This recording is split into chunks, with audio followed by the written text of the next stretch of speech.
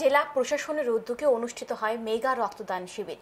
সিপাহীজলা জেলার জেলা শাসকের অফিসের কনফারেন্স হলে অনুষ্ঠিত হয় এই মেগা রক্তদান শিবির। মেগা রক্তদান শিবিরে নিজে রক্তদান করে রক্তদান শিবিরের উদ্বোধন করেন সিপাহীজলা জেলার অতিরিক্ত জেলা শাসক রিঙ্কু রাঠুর।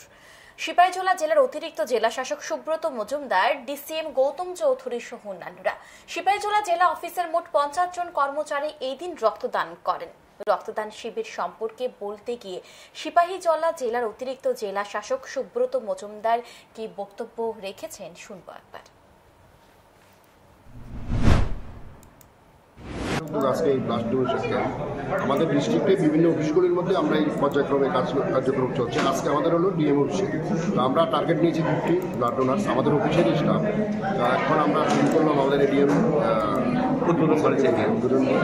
আশা করি আগামী দিনেও এটা জারি থাকবে এবং আমি এই বার্তা দিতে চাই যে ব্লাড ডোনেশন একটা কন্টিনিউয়াস প্রসেস, যাতে আমাদের ত্রিপুরাতে ব্লাড ব্যাঙ্কগুলি যাতে কোনো অবস্থাতে আমাদের যাতে স্ক্যারসিটি না থাকে সেটা লক্ষ্য রাখা তো উচিত।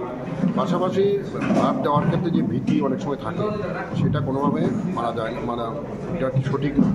কারণ আমরা প্রত্যেক সুস্থ লোক আমরা নির্দিষ্ট বয়সের মধ্যে প্রতি 3 মাস অন্তর একবার আমরা ব্লাড দিতে পারি। সেক্ষেত্রে আমাদের সাইন্টিফিক্যালি কোনো সমস্যা নেই।